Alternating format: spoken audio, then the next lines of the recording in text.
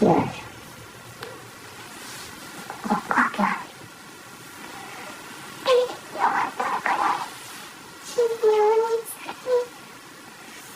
That's good.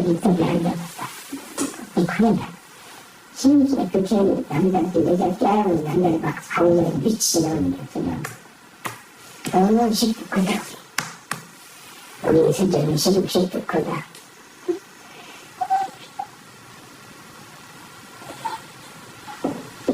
미쳐 싹싹싹싹 이거 알았어? 알았어? 몇 번 같은데 몇 번 다. 저는 지금 여기 한 50번 다니 50. 근데 하는 게 이렇게 너를 이렇게 대가. 이게 다른 건 많지만 이거는 좀 하나님 것인가?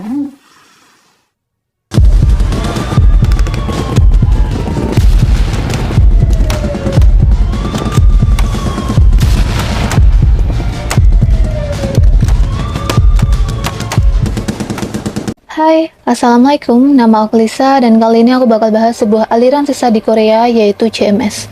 Mungkin sebagian dari kalian udah tahu karena emang aliran ini sekarang lagi viral karena diangkat di serial dokumenter Netflix yaitu In the Name of God, A Holy Betrayal. Nanti di serial ini bakal banyak aliran sesat lainnya yang ada di Korea. Jadi untuk aliran sesat yang lainnya bakal aku bahas di video selanjutnya. So buat kalian yang belum subscribe channel aku, silahkan di subscribe di bawah biar kalian gak ketinggalan video-video selanjutnya dari aku. Jadi CMS ini bisa dibilang sebuah aliran sesat yang sebenarnya lebih ke kriminal. Awalnya aku waktu sebelum riset, aku mikir buat masukin ini ke segmen creepy. Jadi karena awalnya aku pikir ini tuh kayak aliran-aliran satanik kayak gitu. Tapi setelah aku riset, aku kayak wow, ini benar-benar 100% kriminal sih. Karena di sini bakal banyak banget tindak kriminal. Bisa dibilang ini all in one. Di sini ada pelecehan seksual, ada penculikan, ada kekerasan, dan masih banyak lagi. Jadi gimana sih cerita lengkapnya dari CMS ini? Langsung aja kita masuk ke videonya. Let's go. CMS ini adalah sebuah aliran sesat di Korea Selatan yang didirikan oleh seseorang bernama Jong Myung-sok pada tahun 1980 di Sinchon, Korea Selatan. Jong Myung-sok sendiri lahir pada tanggal 16 Maret 1945 di Songmakri, Korea Selatan.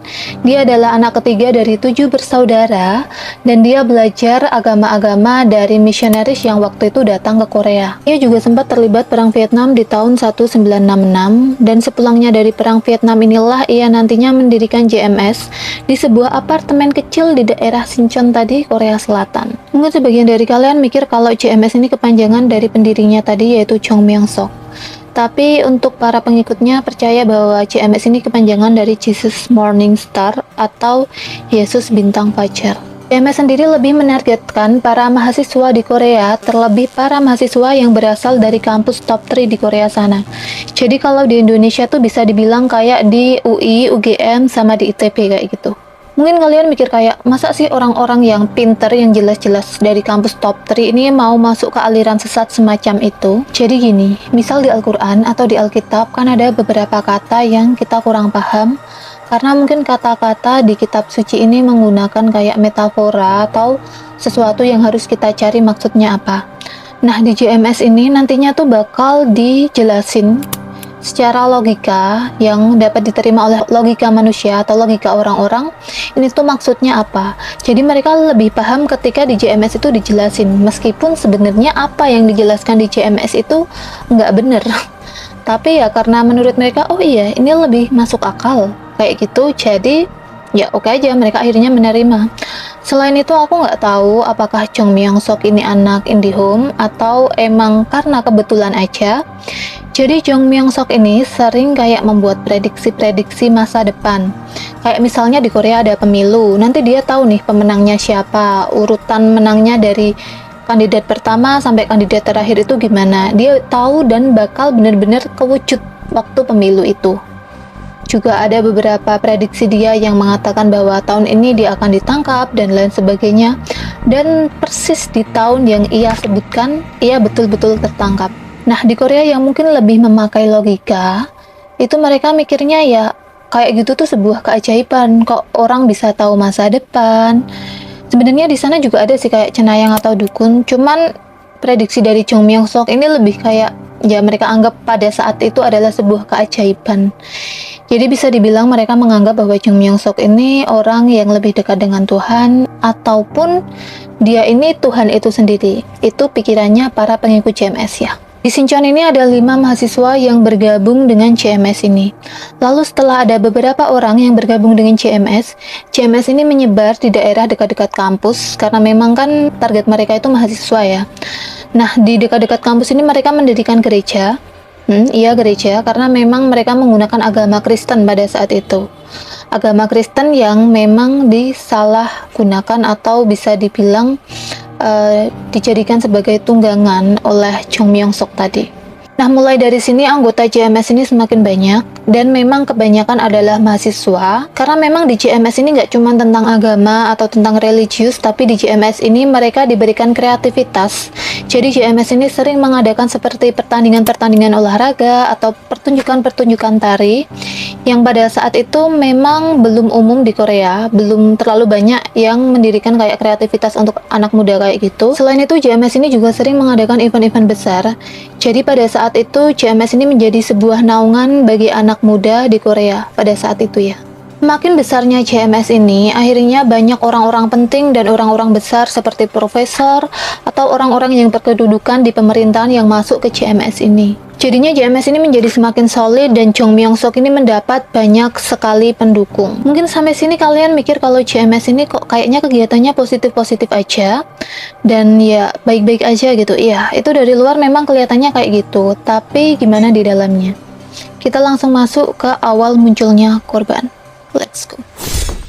Jadi Chung Myung Sok ini di CMS mengaku menjadi Mesias. Aku sebenarnya nggak tahu ya kalau misalnya di Kristen atau Katolik itu Mesias itu siapa. Jadi aku tanya ke beberapa temanku yang non-Muslim di agama mereka, Mesias ini siapa? Nah, kata mereka Mesias ini adalah Yesus sebagai juru selamat. Jadi mungkin seperti sifat Tuhan kalau di Islam tuh kayak Asmaul Husna kayak gitu.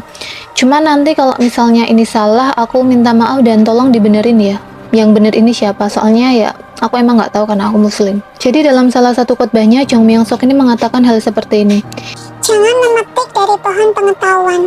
Jika kamu memakan buah terlarang dari pohon pengetahuan, maka kamu akan mati. Yang dimaksud Chung Myung Sok buah terlarang pada pohon pengetahuan di khotbahnya ini adalah kemaluan wanita. Nah, makanya itu Chung Myung Sok ini melarang para pengikutnya untuk melakukan seks ataupun seks bebas. Jadi bisa dibilang dia melarang pernikahan juga antara para pengikutnya. Tapi seperti yang aku bilang tadi, Chung Myung Sok ini mengaku menjadi Mesias dan yang bisa membersihkan ataupun mensucikan buah terlarang adalah Chung Myung Sok sebagai Mesias ini. Dan karena inilah, Chung Myung Sok ini sering melakukan pelecehan seksual dan juga memperkosa para pengikut wanitanya. Nantinya para pengikut wanita yang terpilih ini akan disebut sebagai pengantin Tuhan atau mempelai wanita Tuhan. Karena dia dianggap sebagai pengantin wanita dari Chung Myung Sok. Dan karena saking banyaknya pengantin Tuhan ini, mereka dibuatkan sebuah tempat tinggal di sebuah kontainer tingkat 2 di daerah Korea sana. Bahkan bisa dalam sehari Chung Myung Sok ini melakukan seks sebanyak 50 kali non-stop. Tapi ini nggak yang kayak hubungan badan seperti pada umumnya. Tapi ini tuh cuman lebih ke penetrasi, karena Chung Myung Sok melakukan ini cuman untuk menanamkan kepada para korbannya bahwa mereka adalah milik Chung Myung Sok. Terus kenapa kok wanita-wanita yang jadi korban dari Chung Myung Sok ini dari segitu banyaknya nggak ada yang lapor ke polisi? Jadi gini, sebenarnya ya, selain mereka itu udah didoktrin dan juga dicuci otaknya bahwa apa yang dilakukan Chung ini semata-mata demi kebaikan mereka, demi mensucikan mereka dan membersihkan dosa-dosa mereka.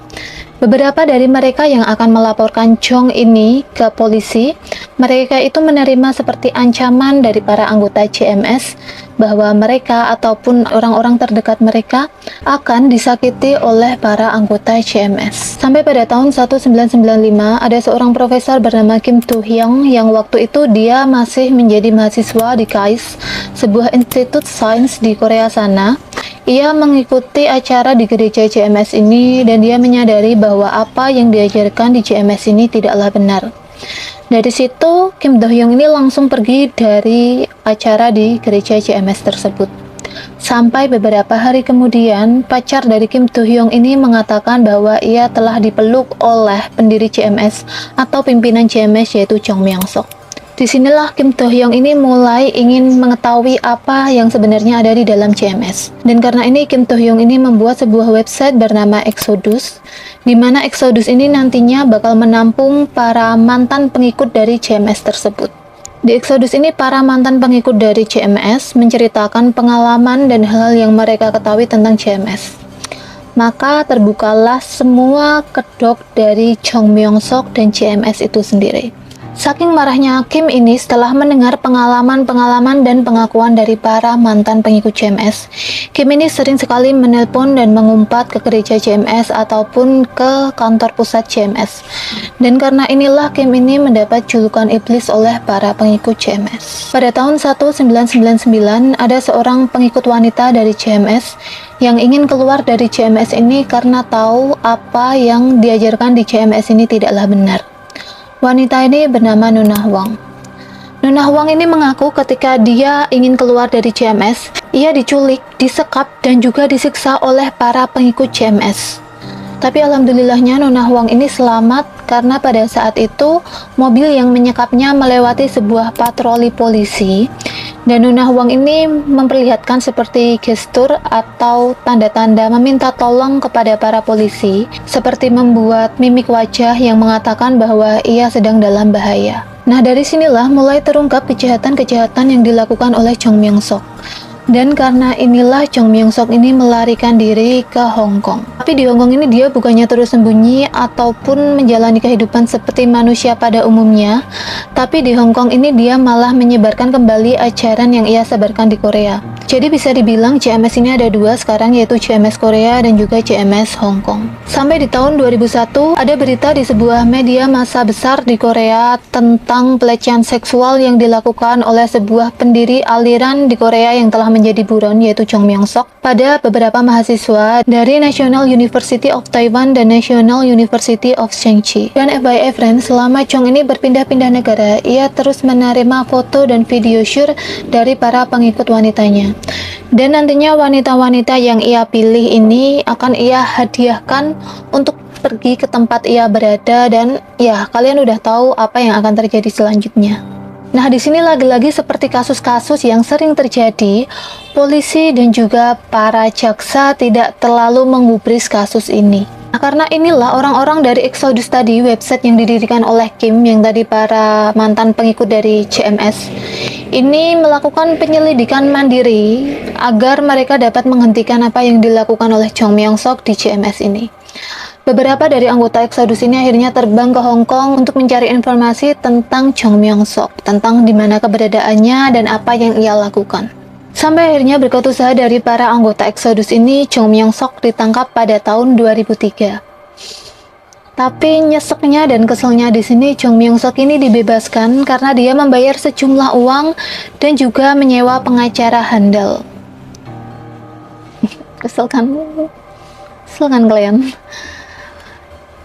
Dan karena inilah terjadi sebuah gerakan yang disebut gerakan perburuan rubah yang digagas oleh Jong Myung Sok.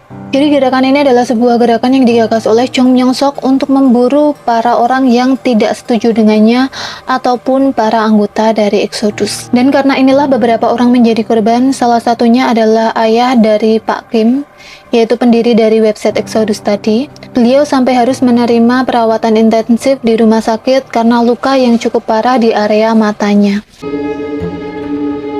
쇠막대기로 막 사람 찔러가지고 얼굴이 이 뼈가 그때 부러졌습니다. 그래 입이 돌아가고 뭐 눈이 안 감겨요.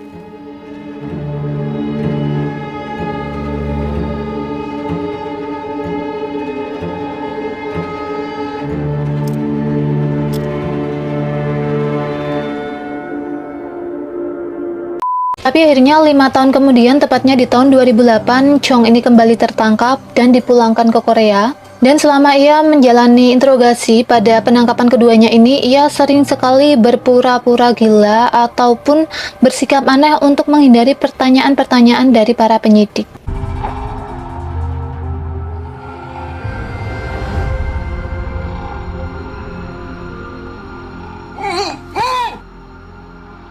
Lalu pada tahun 2009, ia akhirnya dijatuhi hukuman 10 tahun penjara oleh pengadilan Korea. Apakah selesai sampai sini? Enggak, kalian jangan senang dulu. Jadi di penjara ini, Chong ini bukannya terus insyaf, terus menyadari kesalahannya, tapi di penjara ini justru Chong ini semakin jadi. Ia di penjara ini merasa sebagai Yesus yang sedang dihukum atau sedang disalib untuk menebus dosa-dosa para manusia.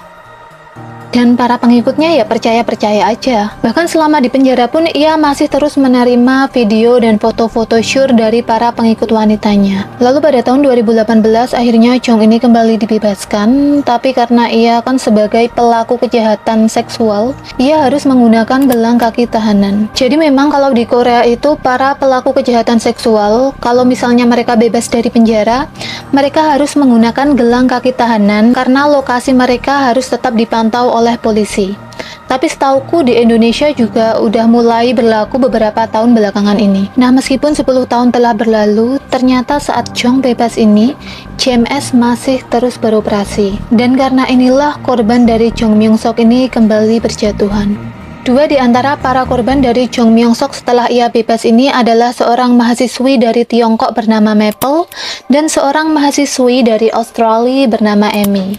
Maple dan Amy inilah yang nantinya jadi narasumber di serial dokumenter Netflix In the Name of God. Buat kalian yang pengen nonton kesaksian dari Maple dan Amy ini secara lebih lengkap, kalian bisa langsung nonton aja di Netflix. Chong Myung Sok ini kembali ditangkap pada bulan Oktober 2022 kemarin atas tuduhan pelecehan seksual. Dan sampai video ini aku buat sekarang, belum ditentukan kapan akan berlangsung persidangan dari Chong Myung Sok ini. Oke, sampai di sini aku pengen tanya pendapat kalian, nanti kalian bisa komen aja di bawah. Menurut kalian hukuman apa yang kira-kira pantas untuk Chong Myung Sok ini? Kalau menurut aku pribadi ya, karena di Korea kan nggak ada hukuman mati, jadi ya hukuman tertinggi di Korea, hukuman seumur hidup. Karena Chong Myung Sok ini termasuk orang yang berbahaya dan sangat manipulatif. Dia juga bisa kayak menggerakkan orang banyak untuk melakukan sebuah kejahatan. Seperti tadi yang aku contohin, dia menggagas gerakan perburuan rubah. Itu kan juga kayak bisa mengontrol massa banyak kayak gitu. Jadi menurutku ini cukup meresahkan dan cukup berbahaya. Tapi gimana menurut kalian? Nanti kalian komen aja pendapat kalian di bawah. Oke? And for your information aja friend, jadi serial dokumenter Netflix ini sebenarnya sempat menerima gugatan dari para pengikut CMS untuk tidak ditayangkan. Ya, betul banget. Para pengikut dari CMS sampai saat ini masih ada. Para orang yang percaya sama Chong Myung Sok ini masih ada. Para orang-orang yang menunggu Chong Myung Sok ini untuk bebas juga masih ada. Padahal sebenarnya di Korea sendiri CMS ini sudah dinyatakan aliran sesat oleh pemerintah Korea. Tapi ya tetap aja ada orang yang percaya dan menjadi pengikut dari CMS ini. Dan dari informasi terakhir yang aku dapat, katanya ada beberapa idol ataupun aktor aktris Korea yang menjadi pengikut atau pernah menjadi pengikut dari CMS ini. Tapi ya karena idol ataupun artis kan ya tetap manusia, mereka tetap bisa ketipu, jadi ya wajar. Tapi buat kalian yang pengen tahu nama-namanya atau lebih detailnya, kalian bisa searching sendiri. Aku yakin di internet ada banyak banget informasi mengenai ini. So itu tadi dari aku, jangan lupa subscribe untuk video-video selanjutnya. Dan misal kalian ada saran untuk aku ataupun untuk video-video selanjutnya aku bahas apa, kalian bisa komen aja di bawah. See you at the next video. Thank you very terima kasih. Bye. Assalamualaikum. T26 끝.